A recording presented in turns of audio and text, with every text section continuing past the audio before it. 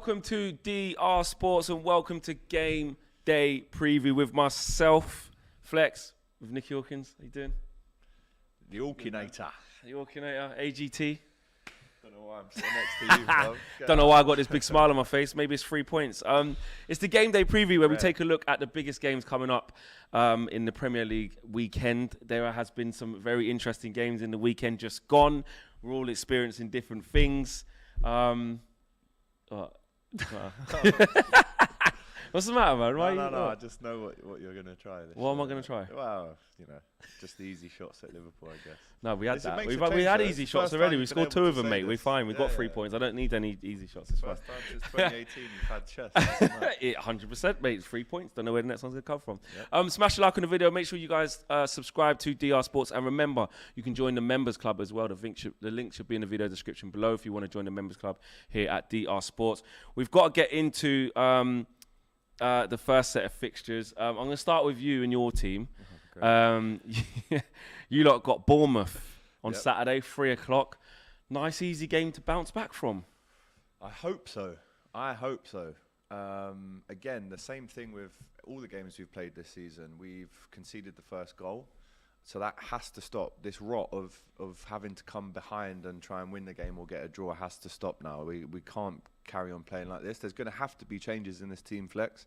The midfield, for me, I think it is time where we see Fabio Carvalho and Harvey Elliott both starting a Premier League game for Liverpool. Are they ready for that? They're ready, bro.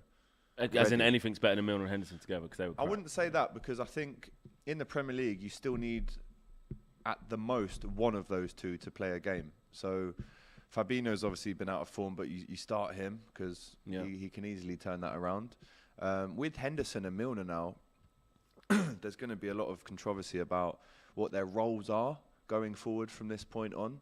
I've never doubted either of them, but again, on the preview I did with Owen for United View, I said I've got this funny feeling Klopp's going to start them both, and look how it ended for us. So we need legs, we need creativity, we need positive movements in that midfield.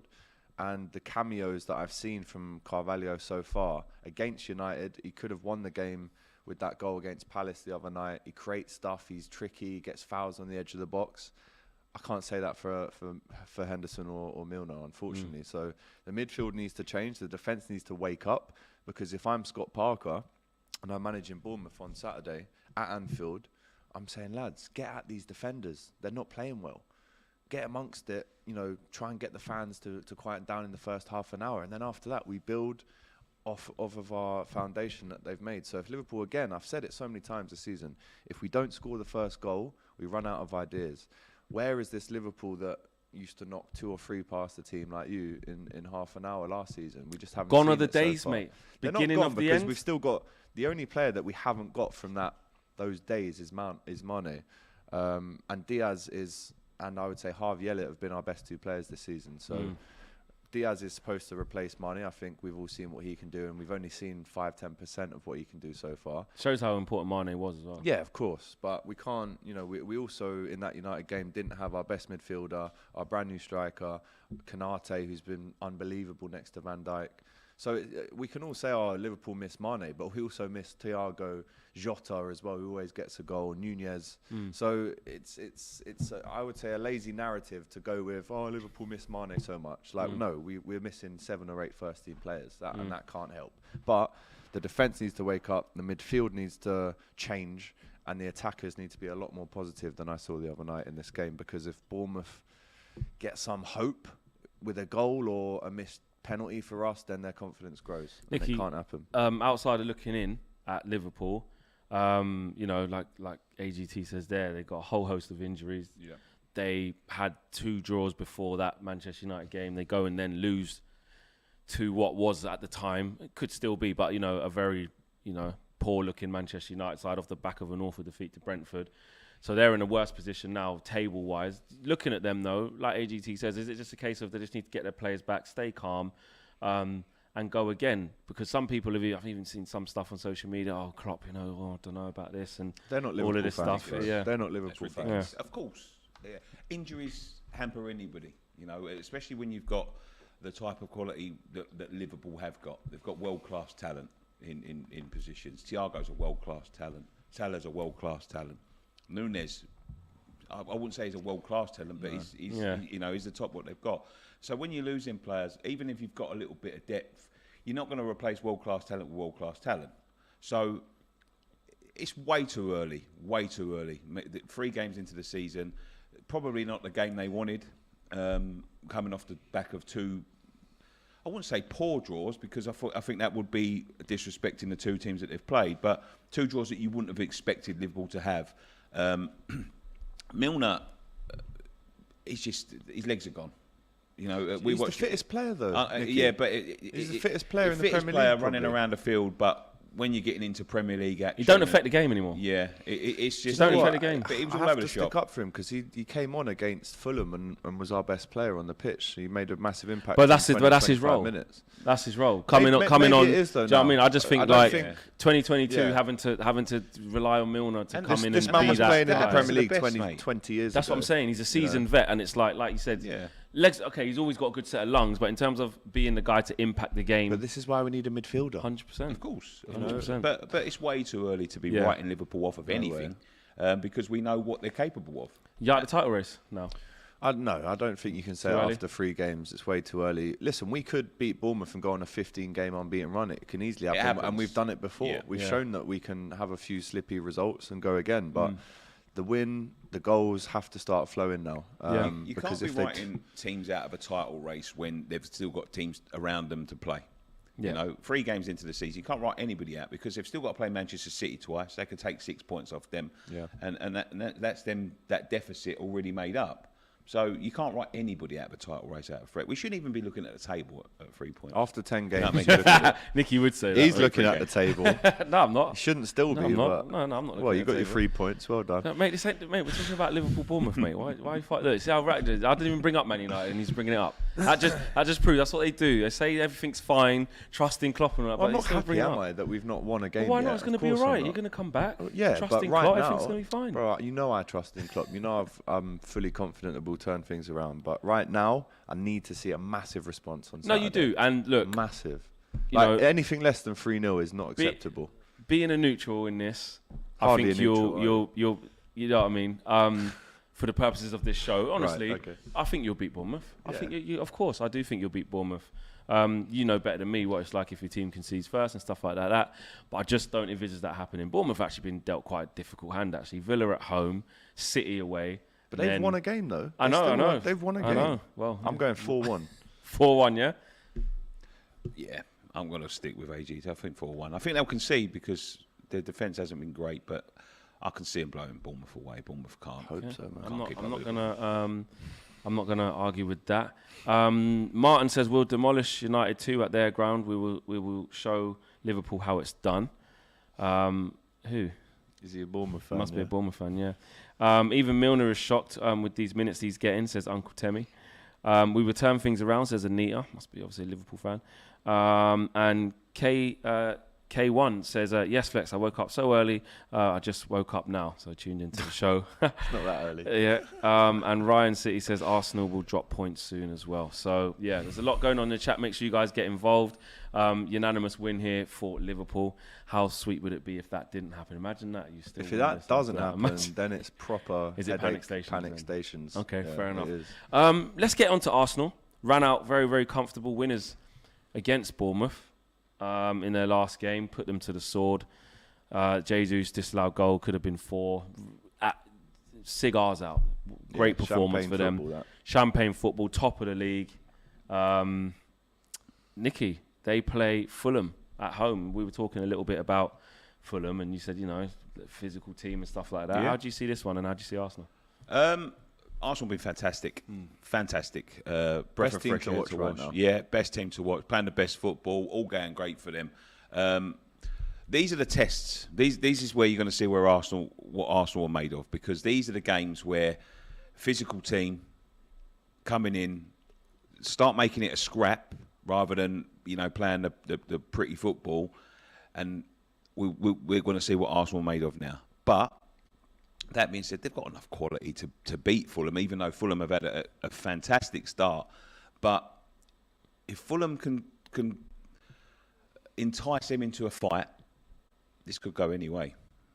because Fulham are in good form as well. They're not in bad form themselves. So, yeah. If Mitrovic can bully Van Dijk the way he did on the opening day of the season, he can bully Gabriel, he can bully Saliba. I know everyone's on this Saliba train right now, and as they should, because he's playing very well. He's looking excellent. But again, it's the time for me. Let's see how they go across the next 3 or 4 months. And normally with Arsenal, when it gets to Christmas, January time, that's where it all falls down.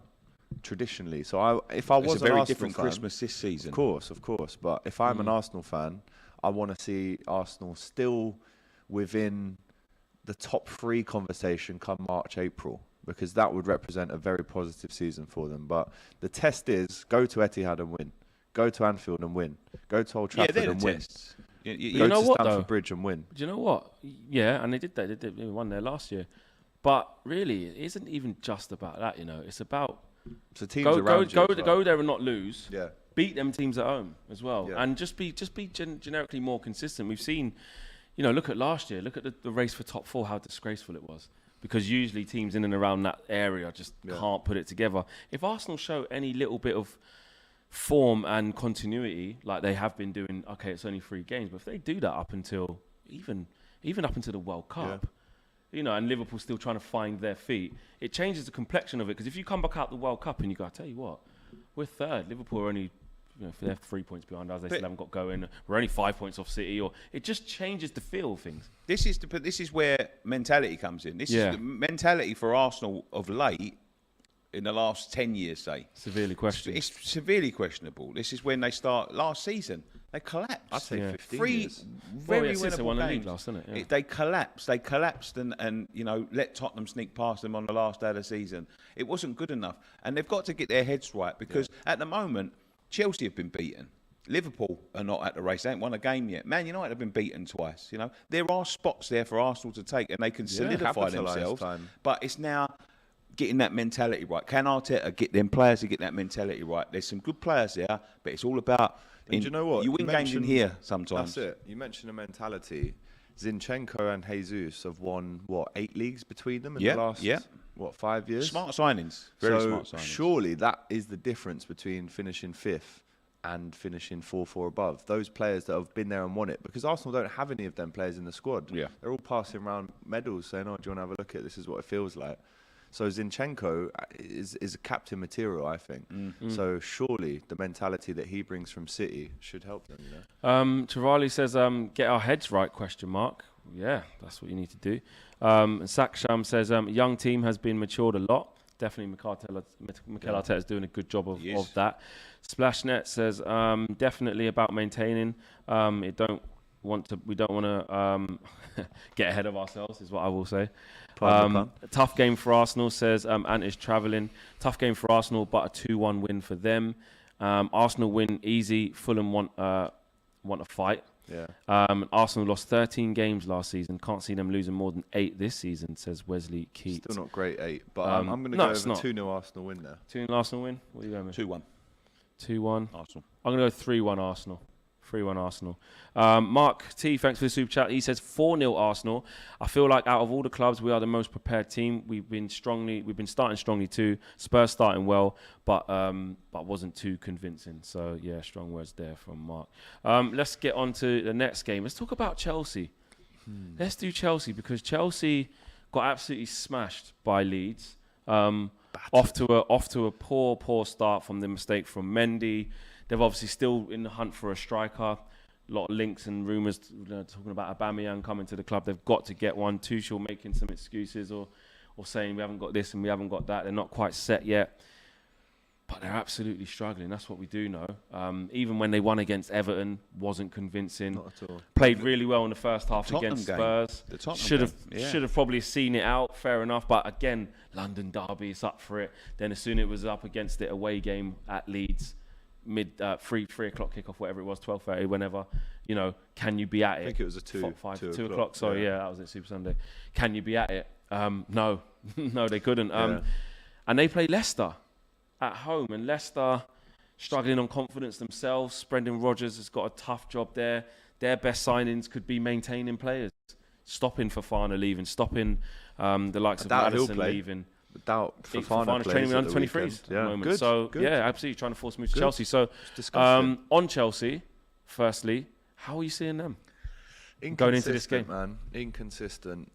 We all know that what they're lacking, which is an out-and-out striker. But for me, looking at Aubameyang and Ronaldo isn't the way to go. Do you know who they should have got? You know that Cisco who is at Leipzig and has moved to. No, he's at Salzburg, moved to Leipzig. They should have got him. A young, present Benjamin Šeško. But I think he wanted to stay within that, like as the next steps of his career. Like what Haaland kind of did. They should have really put everything on the line to go and get a young striker who gets goals. I don't think that's the way to look at it. And their goals actually come from their wing-backs and defenders. It's rare that you see a Havertz get 2 in a game, a Sterling get 2. I know he's just joined, but you don't really see the strikers excel at Chelsea. It's like this poison chalice position. If you're a striker and you go to Chelsea, I don't know, it's the number 9 curse. Big boots to fill. Well, not only no striker, but no Koulibaly as well. He had a shocker, got sent off. Nicky, are you worried for Chelsea this season in terms of not that you care, but as a neutral, if I was to say that do you see Chelsea struggling to do well this season? They've got a lot going on there. That's what I would say. There's a lot going on, a lot of changes going on, and let's be fair. He's gone now, but if Chelsea started like this under Abramovich, I think Tuchel would have been gone. He's about to get a new contract. Yeah, I know, but I think he would. I think he would have sacked him because he wavers, doesn't he, Tuchel? He comes up with a load of excuses, but he's the only man. Like they've got no striker, they're playing. I think Brozier played last week, and he came on. He obviously doesn't fancy him. Sometimes Sterling's been up there, but he's got no striker, and obviously it's obvious what they need is a centre forward, and he comes out with all these excuses. He's the only man that can change it. He's the one that's meant to be looking for this. We've had the same thing with David Moyes. I don't think they're going to have as good a season as they think they're going to have. But I don't think they're going to have a bad season. Okay. Do you think they'll make top 4? Yeah. Okay. Just. Leicester. Yeah. Do you give them any hope? Opening day of the season, 2-0 up against Brentford, cruising.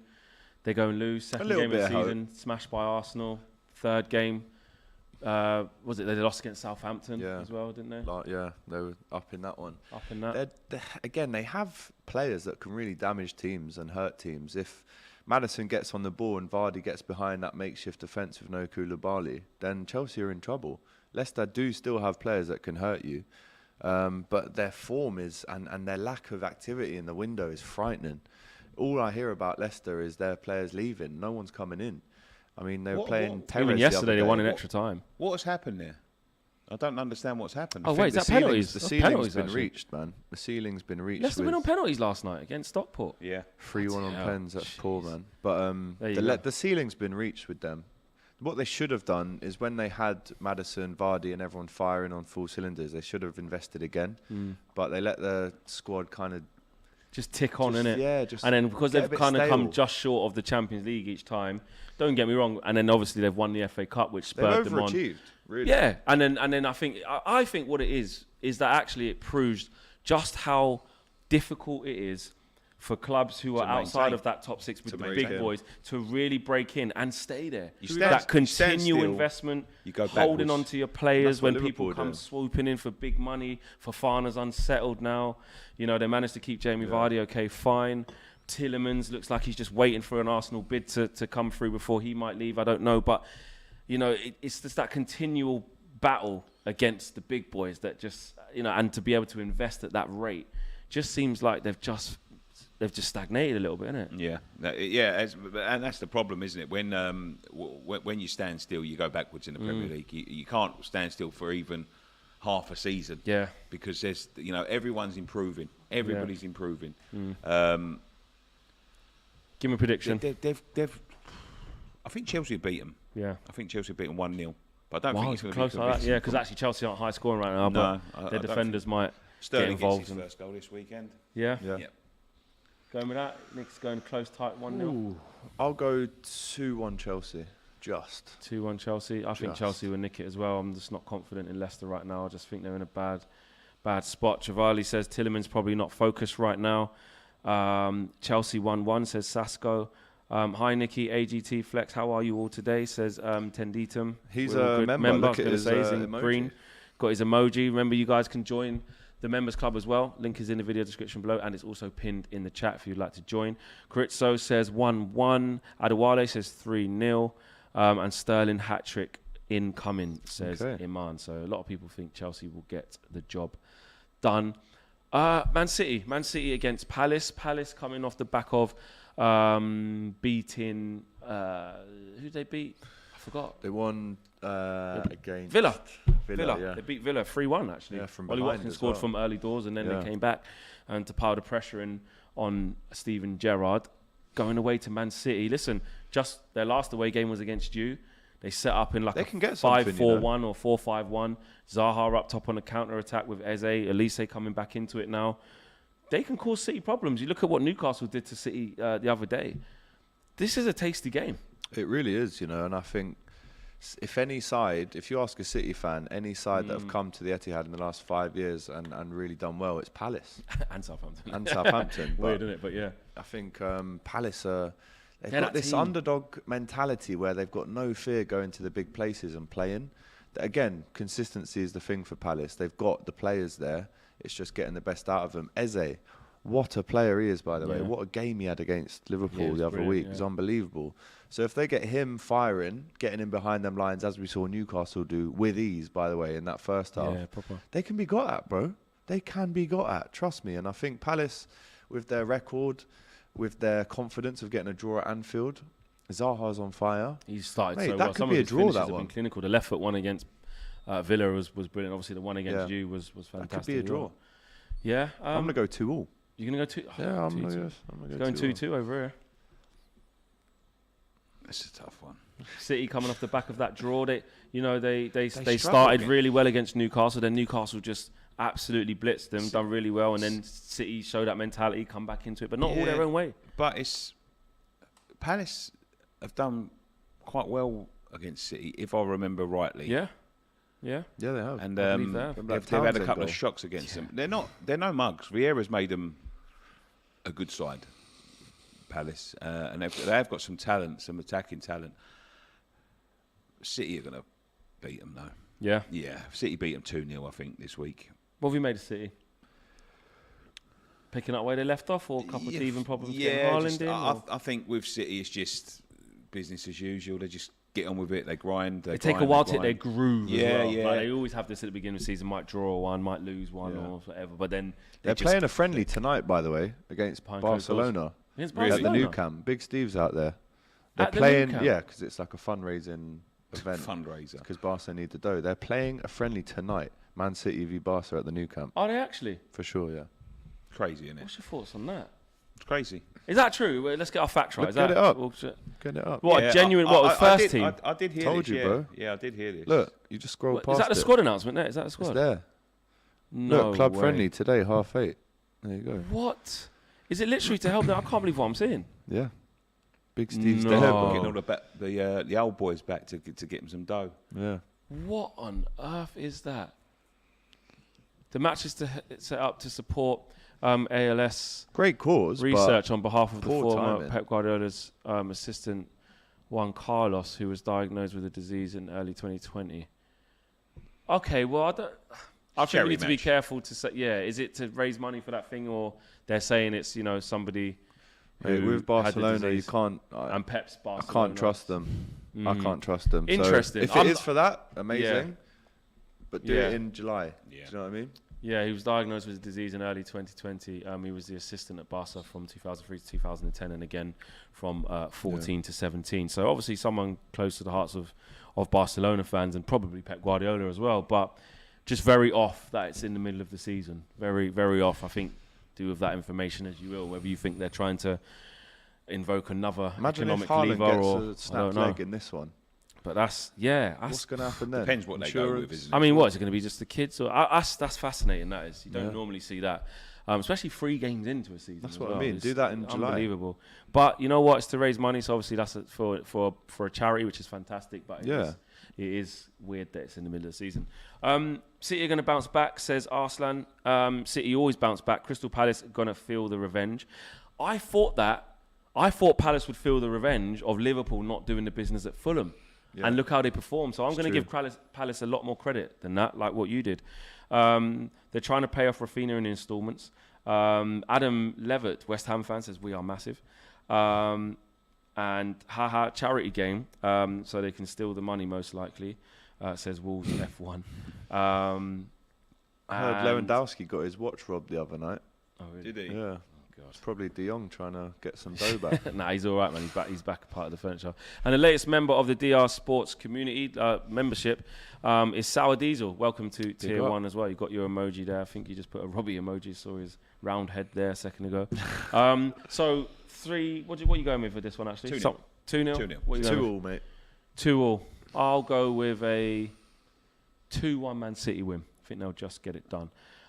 Let's go on to Manchester United, my team, off the back of a fantastic win against Liverpool, a real confidence booster, a real turnaround in performance. Like I said, I'm not going to sit here and say I said otherwise. I couldn't see a way in which was possible that we won that game. I really couldn't. I saw all the reasons why Liverpool were vulnerable, and I believed in them, but I just didn't believe that my team would be able to capitalise on that and show the right desire. I think we just, like you said, we ran more than you. We showed a lot more heart. We just wanted the game more than you. And what I liked about it is that, yes, Ten Hag made changes, some nice, bold decisions, but actually the real reason we won the game was just application and attitude. You know, you look at Martinez going right in on Salah. Which isn't acceptable. Exactly. That's how that's how bad it's got at Manchester United, to the point where the next step in our evolution was to start showing some effort. Like, let's tick that box first. So, but listen, I was absolutely buzzing, couldn't believe it. But we go to Southampton, and that's a game that historically we haven't done well in the last few years. And you know what? It's all good getting up for it against, you know, Liverpool under the lights. It's a derby game. You've lost the last 2. Everyone's laughing at you. Can you go and show a bit? That's the easy part. When you don't have the ball, that's fine. When you do have the ball against someone like Southampton, they're going to play in a different way. Can you go and show a bit? Southampton are winless in their last 12 Premier League games against Man United, drawing 7 and losing 5 since a 1-0 win at Old Trafford in January 16. After losing 4 of their last 6 league games against Southampton at the Dell, Man United have lost just once in 14 league visits. But we have had a lot of draws there, so I mean, I don't think we've won there for a couple of seasons at least. I know last season we didn't. We got away with a draw, luckily, and I think even the season before that we didn't win. So the recent history, the last couple of seasons where it really matters, we ain't been great. How do you see Man United going into this one, Nick? They was good. There must have been some real harsh words last week. Yeah. And it has just been application. Look, you've got good players. There's good players there, and it just has been application. They just haven't been applying themselves. It looks like Maguire might leave, which I think it's a shame for him. I can't see him leaving. But if he does, but it's a shame for him. But I think there's a lot of Man United. I think it's probably best for all parties at the moment. They just don't like him. A lot of them blame him for the efforts. But it was a difference in attitude from the United players. Just blocking things, putting their bodies on the line, and getting up and then celebrating with each other like they've just scored a goal, and it's just a completely different side. Derbies do bring that out of you. That's the thing, and it'd be very Man United-esque of late if they went to Southampton and chucked it with a That's why we can't say anything's changed yet. Yeah. So let's see this for a few games, and then we'll start to talk about the changes in the attitude. But I was very impressed with what I saw. I thought the defender Martinez was very good. Yeah, he very was good the other night. He was good. AGT. Well, I'll talk a little bit about Southampton as well. Southampton, and I hold my hands up to this. I give them a lot of stick because I'm like, I just don't know what you're going to get from him. Sometimes they go through some really tough moments with Ralph Hasenhüttl where you think he's on the edge here. I think they want him out. Go. I think they want him out. But then when it gets that bad, somehow they just find these little gears, don't they? I think they were 2-0 down against Leicester. They come back and get 2-2. Was that Leicester? I'm pretty sure it was. They look dead and buried. They came back and beat Leicester. 3-2, didn't they? And, you know, they just look like a team that, like, are dead and buried, but then they managed. That was it. It was against Leeds. Sorry, it was 2-0 down, weren't they, at home? That's it. Yeah. Week before, like and then Wigan. they come back. Remember Wigan? Yeah, sometimes they're just that team that just kind of won't go really away. Poor. They were really poor, and then when they needed a result, they just ended up getting Beat it. But City in the FA Cup. but in the end, it catches up with you, you know, and Yeah. I was so with how a do Southampton you fan at the weekend. You know that guy I just showed you? Yes. It's my centre-back partner last weekend. He's a big Saints fan. And he, again, is just summing up what we've said. You just don't know what you're going to get. And it's so frustrating for them because traditionally they've sold their best players, so they've never really had a sustained period of 2 or 3 years where they've had all their good players together. Where they can build with that nucleus, because they get sold on. But they just need to get the ball into Armstrong. He's a goal scorer. Che Adams, goal scorer. So if they can find that supply line to the strikers, I think United are in trouble. Yeah, and they press from the front as well. And they do. And Ward-Prowse on free kicks always a danger. Yeah. So I think we're going to go back to a draw, and I think United could draw this, which would be typical of United of late. And I think, I'm going to go 1-0 in this one. Nick? I think United will win. I think United will win 2-1. Okay. Yeah. And Rational Cat says City will win the league regardless of our weekly predictions. Palace got 4 points from City last year.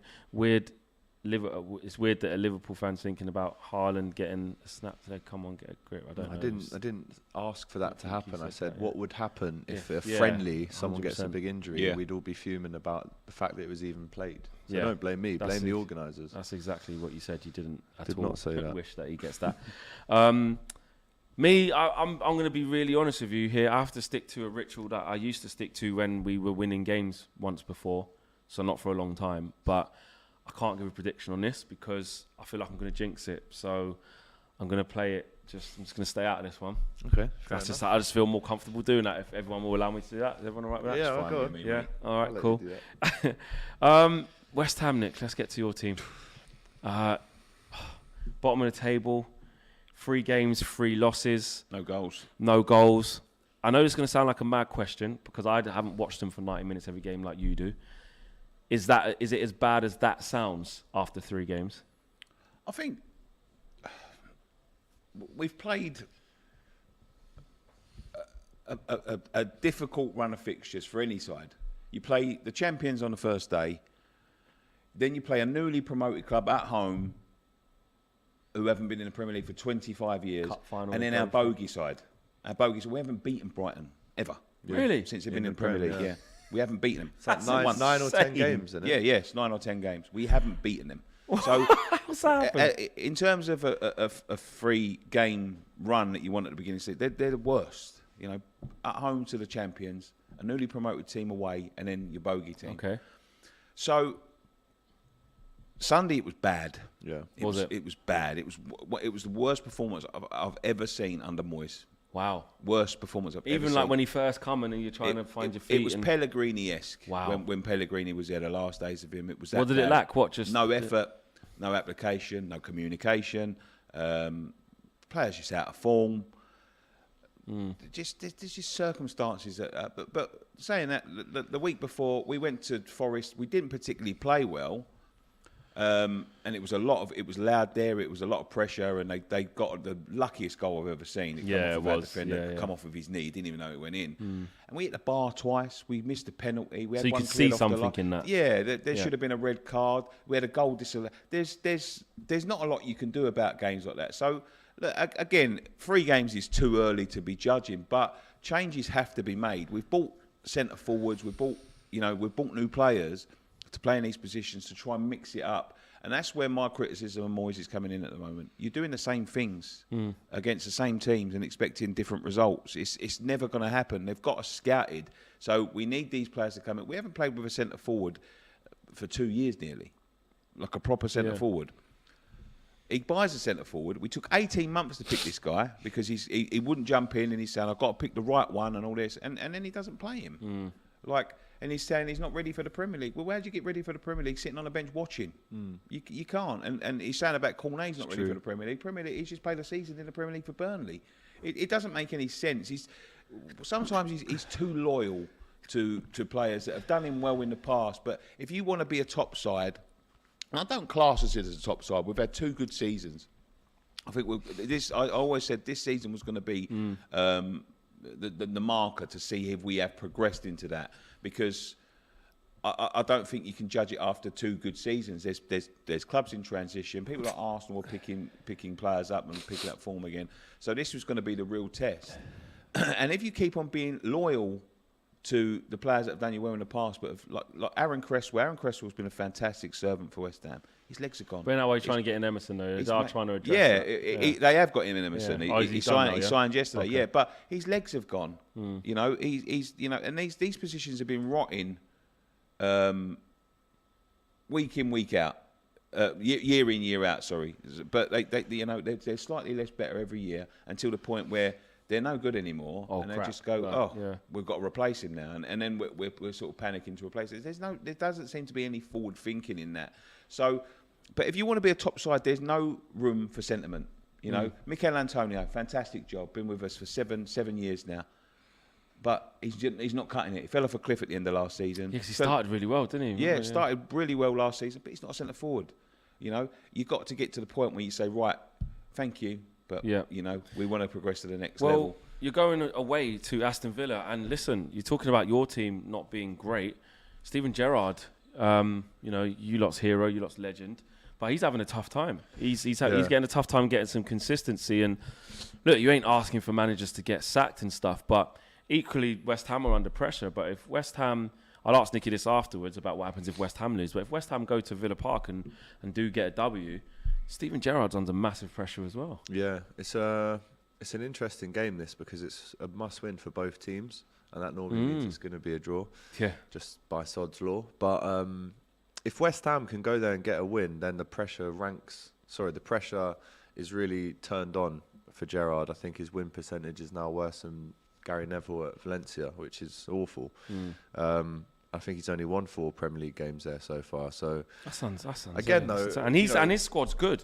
He's got goal scorers. He's got dynamic players. They're spending money. Diego Carlos done his ACL 6-7 months for that. That's awful. But again, as we're doing the same for Liverpool, saying it's too early to write them off after 3 games. It's too early to write Villa off after 3 games as well.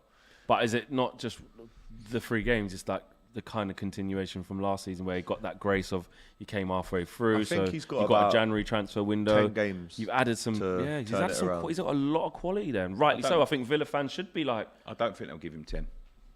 I don't. He's when's the time? He's poor. His win-loss record for them, with a lot of money spent. A lot of money spent.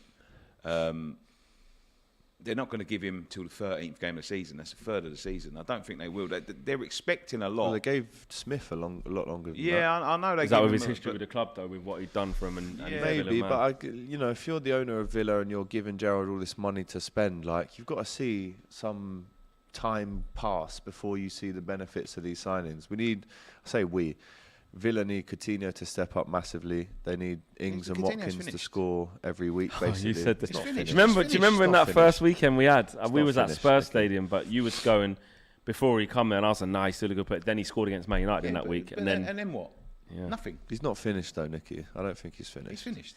Can I just say this as a neutral? Do you know what I'm seeing here? I'm seeing AGT. He's got his darlings. There is darlings that ain't at Liverpool no more. So he wants the best for him so much.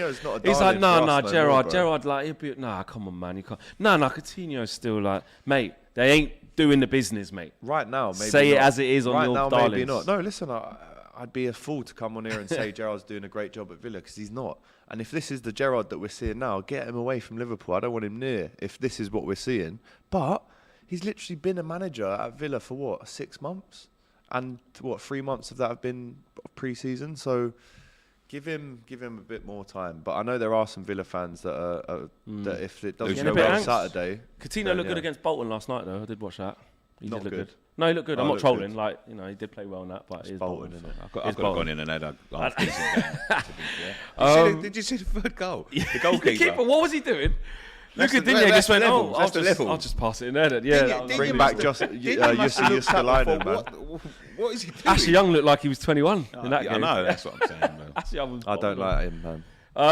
Okay, so let's get some predictions in him, because there's a high pressure on this. It's not going to be a happy day for Villa or West Ham. We're going to win. Yeah, we're going to win. We're going to make changes this week. He said it strong as well. Yeah, I'm not a Villa fan, you know. Skamaka's going to come in. Cornet's going to come in. We're going to make changes. I think Emerson might even come in, and I think we beat them. All right. I've got a bad feeling for West Ham in this, Nick. That's cool, man. Yeah, I hope I'm wrong. I just got a feeling that, I don't know, 4 games, 4 losses. I got a bad feeling. I think Villa might just nick it. I think Villa might just nick it. I hope I'm wrong. Because I don't want Gerrard to do well at all, to be honest. But, there you go. Let's go to Brentford against Everton. Brentford had a great game against, it was a thrilling game, not for them, but for the neutrals against Fulham. Mitrovic doing the business again in the dying minutes of the game to get another bullet header done. He's just... People questioned him, and we'll get to Fulham in a bit, but people, actually spoke about the match. We didn't speak about him enough, actually, to be fair to Fulham against Arsenal. We kind of wrote them off, but, you didn't, but he scored a great header. But Brentford were losing like 2-0 as well, I think. And managed to keep getting back in the game, obviously on a high after beating Man United. Real good game, 2 London teams. But Brentford didn't win the game, and they faced an Everton side. He's talking about another manager under pressure. Frank Lampard is also that manager at Everton. This is not one of your darlings. Brentford, Everton. Yeah, I mean, 2 teams that... I mean, Brentford have started off way better than Everton. I think most Everton fans expected this start. And again, what happens when you get rid of Richarlison, who I didn't rate that highly anyway? You've got even less chance of scoring goals. Calvert-Lewin's out, as he always is. And they're relying on Dwight McNeil and Damari Gray to get the goals, basically, or supply the goals from somewhere. I know they've brought this new fella in. Is it Onana? Mm-hmm. He looks good. He looks good. Cause I think you were after him as well, weren't you? So Everton have to turn it around. And I have to be fair and say the same thing that I said about Gerrard, about Lampard. Like, you lose this one, and the writing's on the wall, mate. So Everton have to win this. I'm going to go over draw, though. I don't know why he took this job. Too big for him, or just wrong club? Big, or just I don't think situation. If you're him though, Nicky, I don't think you say no to that job. Do you get a better opportunity you somewhere do. else at that time? Which bigger club than Everton is going to give him an opportunity? It's not that. It's the situation that they find themselves in. He came in. Yeah, all right. They got out of it by the skin of their teeth last season. The skin of their teeth.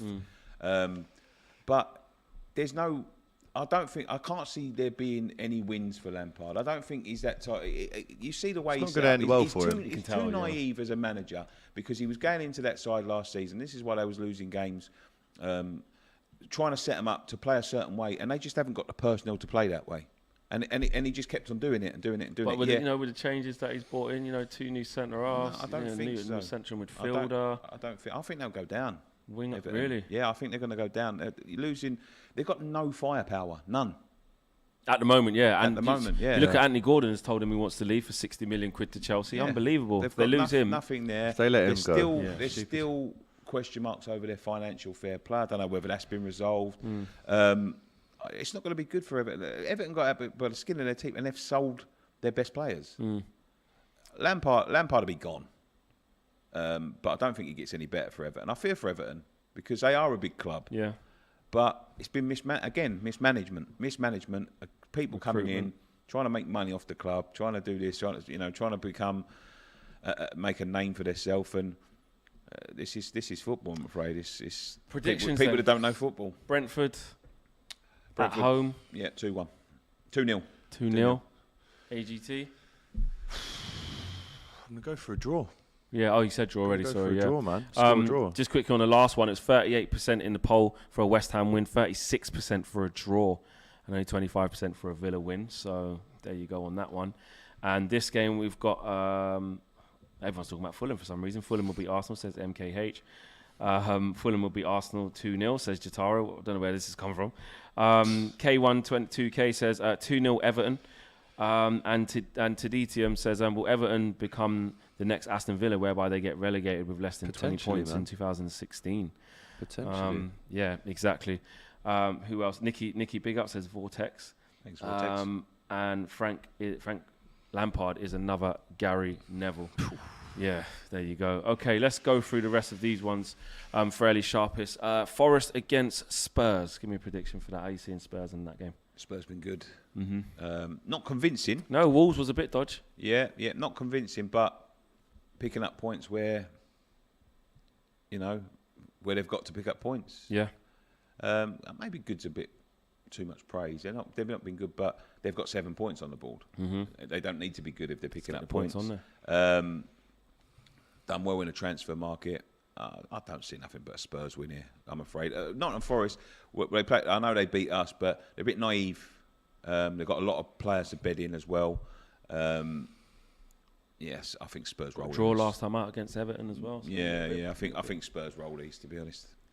Yeah, I'm going to go over Spurs win. I think Forest have got way too much to do to be able to put out a cohesive team that knows how to play and get wins at Tottenham. I just don't think they've had the time to do that yet. You never know, though. We could see something that shocks us, because Spurs haven't looked or played great, if I'm honest. But no, I'm going to go over a 2-0 Spurs win. Okay, Brighton versus Leeds as well.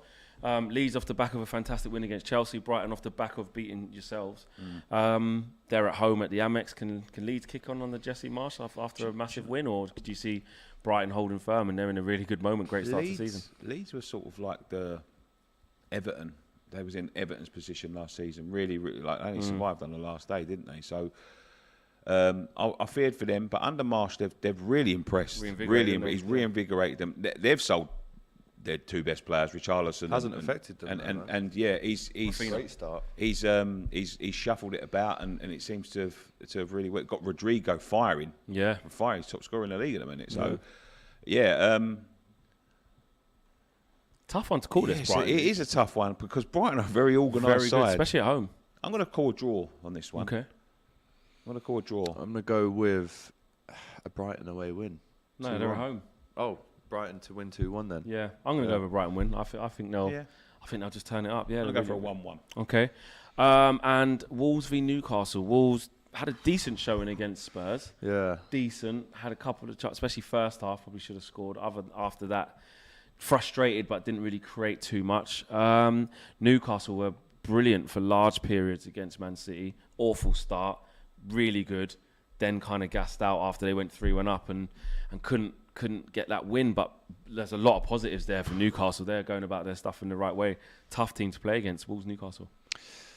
Oh, it's a good game to watch that, because Newcastle are really attractive at the minute, whereas Wolves are finding their feet as well. And again, with Wolves, they're like Southampton. You just never know what's going to happen, do you? But I am going to go with a Newcastle away win, just because scoring 3 goals against City is not easy, and I think they're up right now. And Wolves, the confidence, especially at home, Wolves have been atrocious in the last year or two. Atrocious from Matty Cooper, what he's told me, the Wolves fan. So I'm going to go over 3-1 Newcastle win here. 3-1, emphatic. I think it's going to be They're just toothless. Yeah, they are. They're toothless. They've got nothing really going. If who's the player? Neto's missing. Yeah. No, who's the player that they're missing at the minute? What's his name? Raul Jimenez. Jimenez. Up top. Came on. Missing him. Played last night. And they struggle. They really struggle. And he isn't Mr. Consistent himself. But they're just a bit toothless. Callum Wilson could be injured for Newcastle as well, though. Yeah, he's been good this season, Wilson, as always well. has his injury problems. Always as well, has his injury problems. So if they've got Chris Wood up front, that does change. Definitely. Their dynamic a lot. What do you think? I still think Newcastle got the quality to beat them. And they're going to want to get, after last season, I think it was 14 games, they went 15 games without win. They're going to want to get as many points on the ball as they can, because as soon as they get to that safety mark, they can really kick on. You know? And I think if they show enough before January, before the World Cup really, I think they'll invest again if they can in the January transfer window to kick on from there. They've got the money. Financial fair play, they're still quite in good stead with that. So I think if he can get enough points on the board by that time, I think if they're in a good position, they might turn around and go, what, there's another. Go again, Go and get Agree what with that? you need. Yeah. You going with a Newcastle win? Oh, you said 3-1. 3-1. So, there you go. Okay, guys, thanks for watching. That's the Premier League, the game day preview complete. There are the predictions. Let us know if you agree or disagree with what some of the boys have been saying today. Sure they will. As per usual, wouldn't be a game day preview if there was no disagreements in the comments. There you go. Let us know your predictions as well. Get them in. And remember, you can join the members club to get access to many perks. You can get your emojis. You can get your priority members chat as well, plus loads of exclusive content here on DR Sports. So make sure you subscribe to the channel. And if you'd like to become a member, do so by clicking that link in the video description below or pinned to the top of the chat. We'll be out of here, guys. We'll see you guys after all these games have happened. And my team has 3 points, and your team hopefully has 3 points, and I hopefully need 3 yours points. and hopefully yours doesn't. Yeah. You know what I'm saying? 3 points in total. 3 points in total. That. Take care, guys. We'll see you all again soon. Peace.